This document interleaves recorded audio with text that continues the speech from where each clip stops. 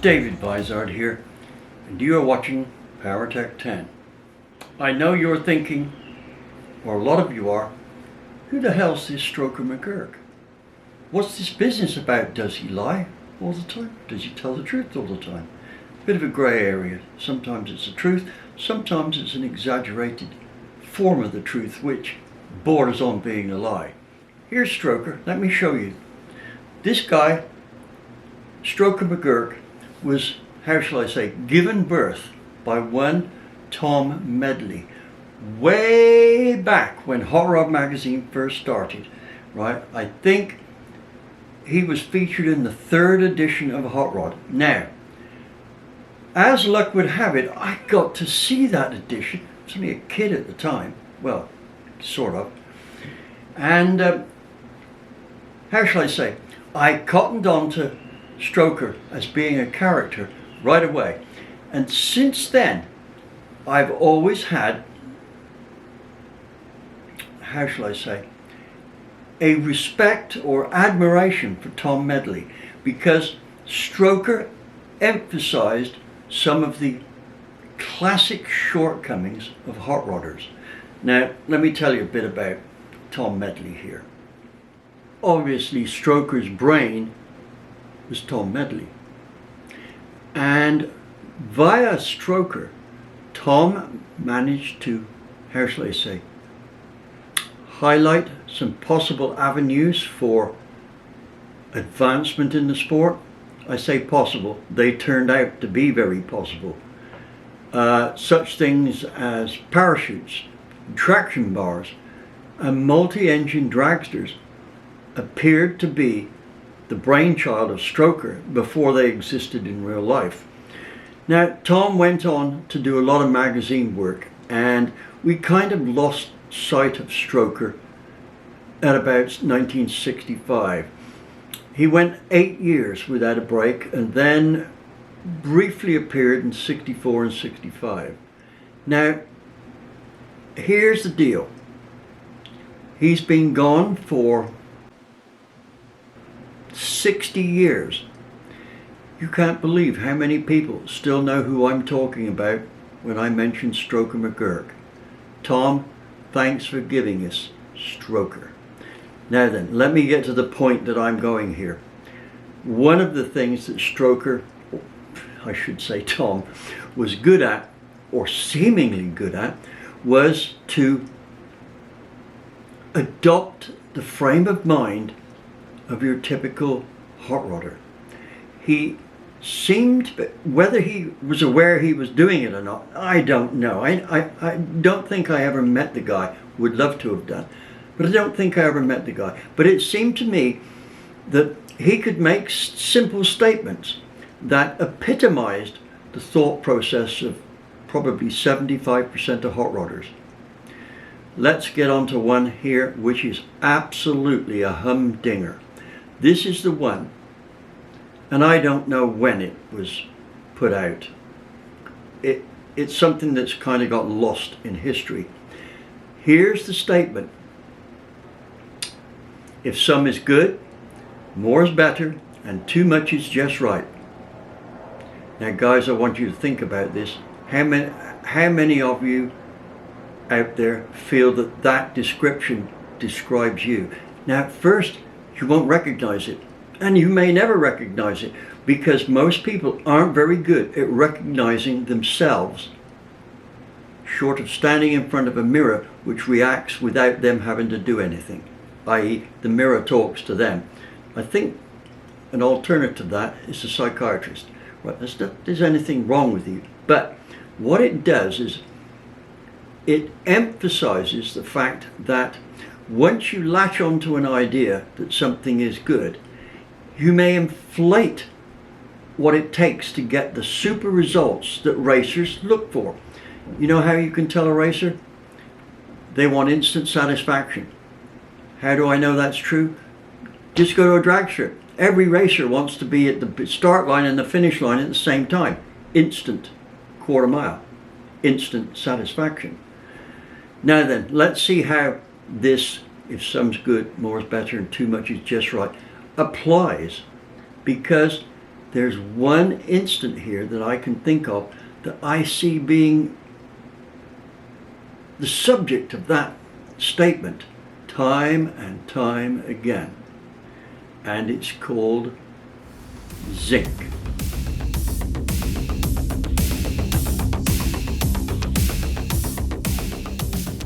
ZDDP, as we know it today, was developed in the early 40s, I would say over a period between 42 and 43, and was introduced to the market about 1944. So it's been around for 80 years. Now, that's a long time. It's proved a very effective anti-wear lubricant, mostly in terms of high contact pressures. Although it's, strictly speaking, it's not that good a high contact pressure lube. But let's get back to the start of things. So what does ZDDP stand for?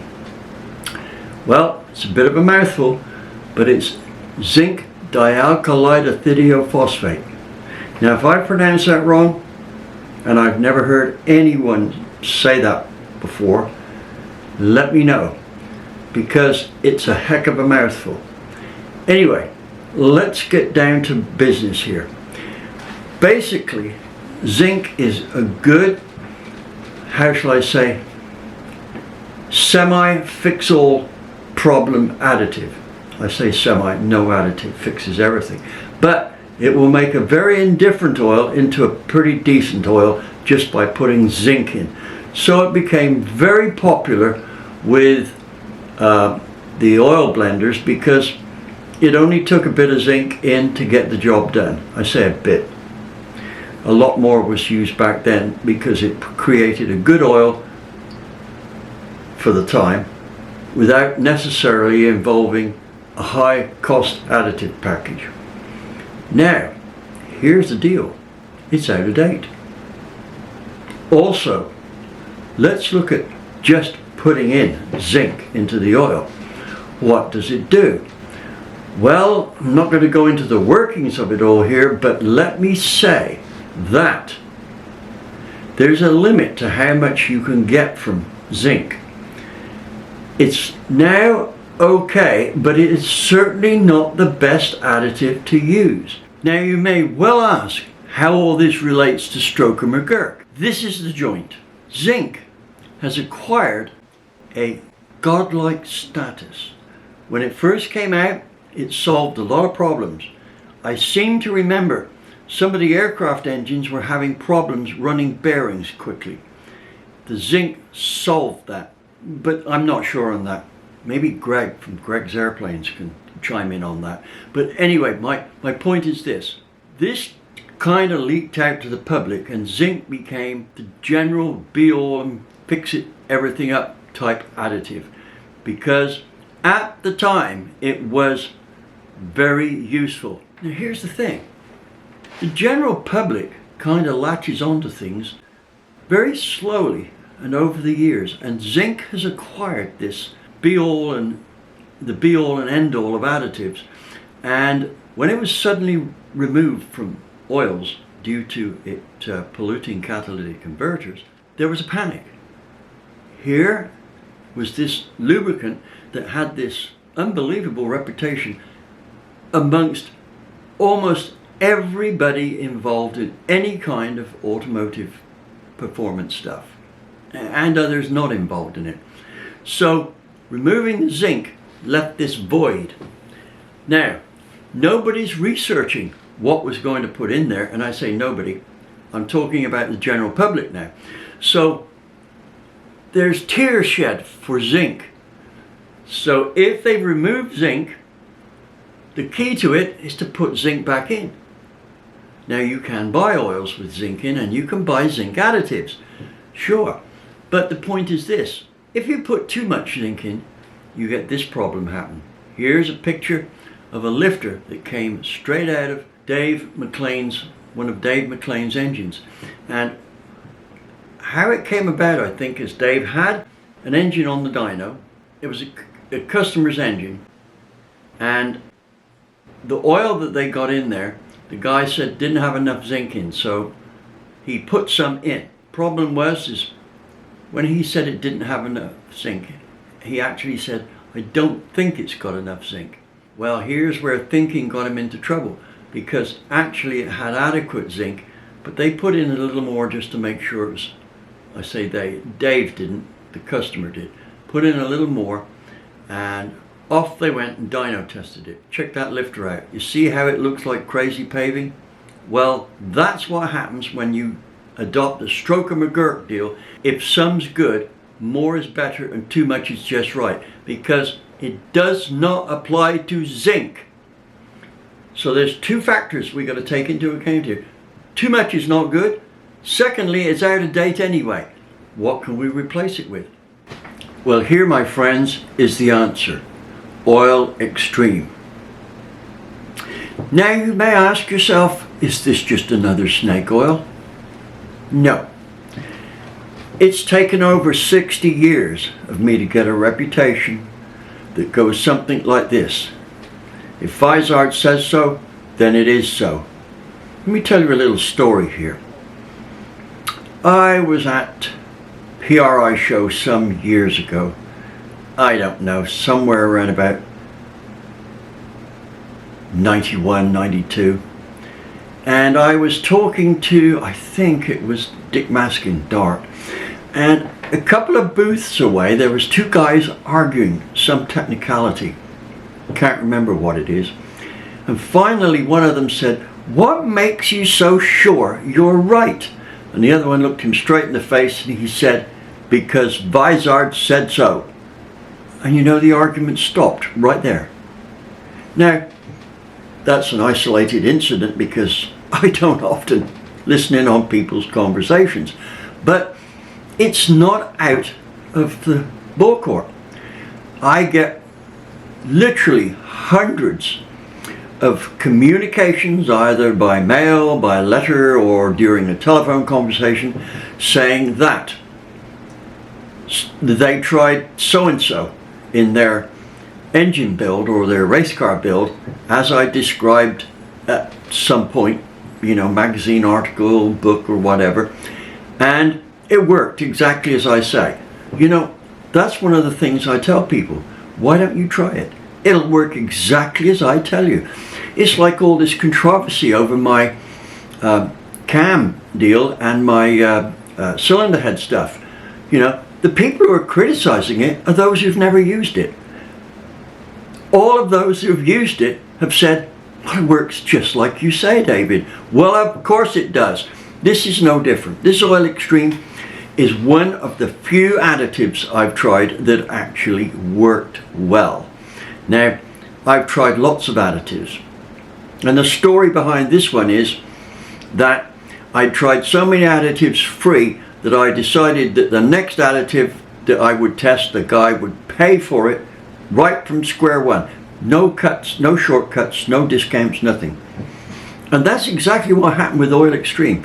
The guy that wanted me to test it, and I said, well, you're going to have to pay for the tests.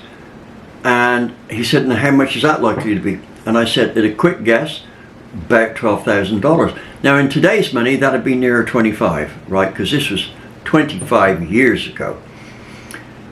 He wrote me a check up front for $6,000 there and then. He said, when you finish tests, I'll give you the other $6,000. Well, we did the tests, and lo and behold, our average gain ranged between 6 and 8 horsepower. Here's another instance. I was doing a seminar at a race engine shop. Well, they did other stuff as well, but they were well known locally for their circle track engines. They dominated the area, and that's what they made their main living on. They built and serviced about 60 engines, and they had an ongoing program all the time to boost the power. And they were finding small bits of power. Nah, that looks like it's a couple of horsepower better, and so on. 1 or 2 horsepower gains. Sometimes they were, I think it's better, let's stick with that. Anyway, in front of a class of engine builders of some 80, I believe it was, about 80 engine builders, 60 of them professional engine builders. I said to the guy beforehand, put your test engine on the dyno, make sure it's fully broken in and everything else, right? And then just use part 3 of my braking fluid, which is based on Oil Extreme. Now he had broken in the engine with, I'll put the name of the oil across the bottom, it escapes me at the moment, but it's a good brand of oil. And anyway, after about 2 hours of running, he came in, stood by me, and I stopped, halted the class. He held up the dyno sheet, looked at the class, and he said, holding up a bottle of Oil Extreme that was 2/3 full, "This shit works." 6.5 to 7 horsepower gain. This is on his best race-winning engine. That was the biggest gain that he'd had in about 3 years. Just poured it in. Now, you can actually test this oil yourself, or this Oil Extreme. All you have to do is set your idle speed up to around about 1000 RPM. Make sure it's very stable, 1000 RPM. Pour in the requisite amount of Oil Extreme additive and let it idle for another 2 hours and go back and see what the idle speed is. You will find that it's probably gone up to around about 1100 to 1150 RPM. You know why? It's cut the friction, and the same amount of air and fuel going in the engine causes the engine to rev more. So that's one thing. Now let me tell you what oils I've tested it in and know it works. I've tested in a lot of oils. It will bring a substandard oil up to a pretty good standard, but if you take the very best oils out there and then put this in, then you've got absolutely top of the line lubrication. I've tested in Joe Gibbs oil, and I can't remember what it is. Driven, that's Driven oil. I have tested it in Mobil 1, works really good in Mobil 1.